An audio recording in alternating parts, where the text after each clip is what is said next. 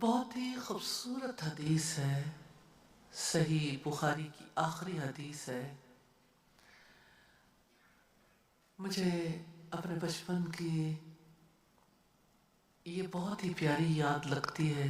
ہمارے والد جو بھی بچہ چھوٹا ہوتا تھا ہم بہن بھائیوں میں سے اس کو اپنے ہاتھوں پہ یوں اٹھا لیتے تھے اور مختلف چیزیں گنگناتے تھے، رسول اللہ صلی اللہ علیہ وسلم کی احادیث، قرآن مجید کا کوئی حصہ۔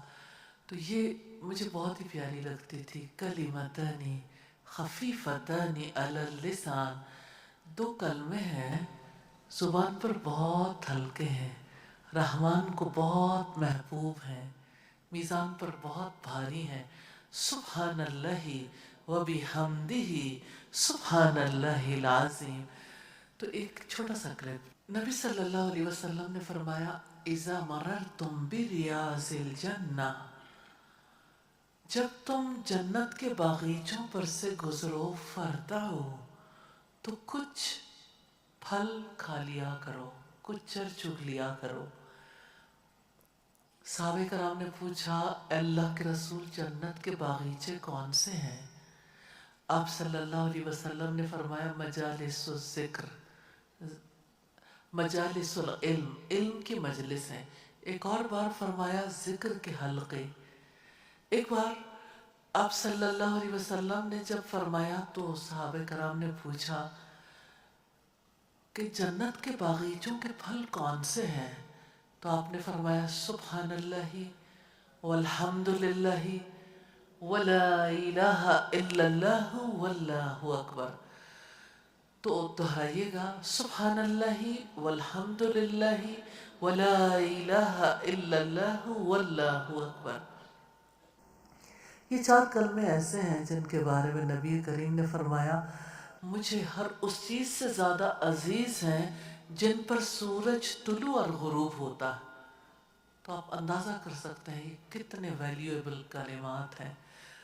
تو آج کی رات آپ تسبیح، تحمید، تکبیر اور تحلیل، یعنی آپ اللہ کی حمد و ثنا بھی بیان کریں گے، اللہ سبحانہ تعالیٰ کی تسبیح بھی کریں گے، اس کی بڑائی بھی بیان کریں گے اور اس کی وحدانیت کا اعلان کرنے کے لیے لا الہ الا اللہ۔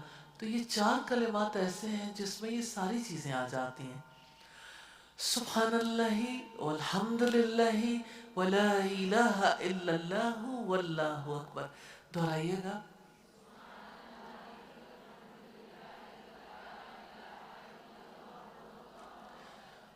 تین دفعہ۔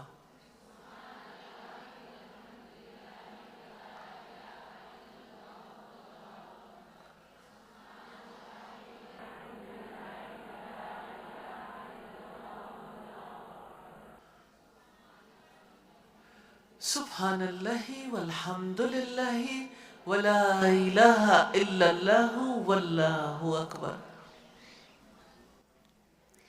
اللہ سبحانہ تعالیٰ کا فرمان ہے وَلِلَّهِ الْأَسْمَاءُ الْحُسْنَى فَادْعُوهُ بِهَا، اللہ تعالیٰ کے لیے سب اچھے نام ہیں، اسے ان ناموں سے پکاریے، ان ناموں سے اللہ تعالیٰ سے دعا کریں۔ میں ایک واقعہ آپ کے سامنے رکھنا چاہتی ہوں، اللہ تعالیٰ کے ناموں سے توسل اختیار کرنے کا، یعنی اس کا وسیلہ اختیار کرنے کا۔ آپ جانتے ہیں سیدنا ابراہیم علیہ السلام کس قدر مشقت میں تھے جب عراق میں تھے، جب وقت کے بادشاہ نے یہ فیصلہ کر لیا کہ اب ابراہیم علیہ السلام کو آگ میں جلانا ہے، اللہ تعالیٰ نے اس آگ کو گل و گلزار کر دیا، آگ ٹھنڈی ہو گئی، وقت کا بادشاہ اور سب پوری قوم کے لوگ ہار گئے، ایک اکیلے ابراہیم علیہ السلام جن کی پشت پر اللہ سبحانہ تعالیٰ تھے جیت گئے۔ اب اس قوم میں رہنا ممکن نہ رہا تو اللہ تعالیٰ نے حکم دیا کہ یہاں سے ہجرت کر کے چلے جائیں۔ ایک ظالم بادشاہ سے ہجرت کر کے نکلے، مصر میں پہنچے۔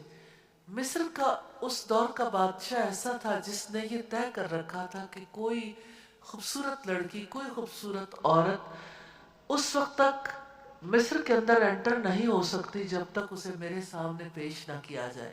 بادشاہ کے کارندے آئے اور ابراہیم علیہ السلام سے سیدہ سارہ کو لے کے بادشاہ کے پاس پہنچ گئے۔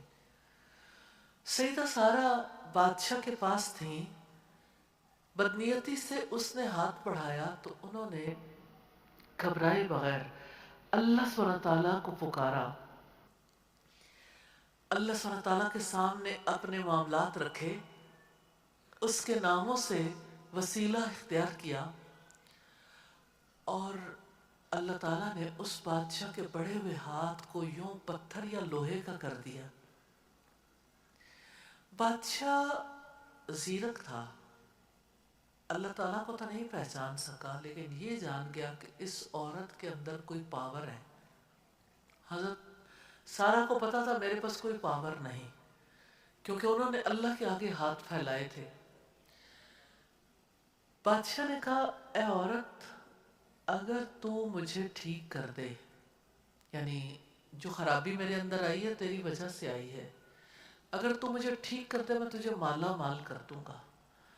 اس موقع پر سیدہ سارہ نے ایک بار پھر دعا کی اللہ سبحانہ تعالیٰ سے، اور اللہ تعالیٰ نے بادشاہ کا ہاتھ ٹھیک کر دیا۔ تو بادشاہ نے وعدہ پورا کیا، مال بھی دیا، ایک شہزادی بھی انہیں تحفے کے طور پر دی، اور سیدہ سارہ واپس آ گئی۔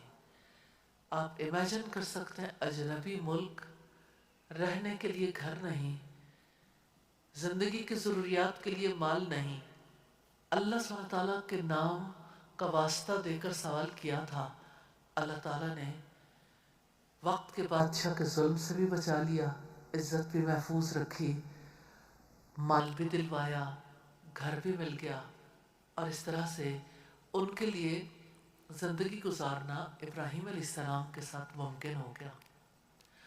تو اللہ سبحانہ تعالیٰ کے نام کا توسل اختیار کرنا، اس کا وسیلہ اختیار کرنا بہت بڑی بات ہے۔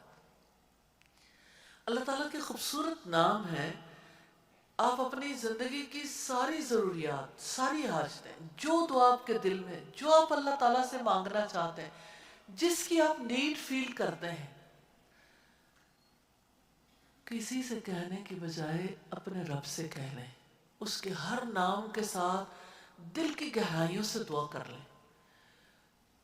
اللہ سبحانہ تعالیٰ کسی کے اٹھے ہوئے ہاتھوں کو خالی نہیں لوٹاتے۔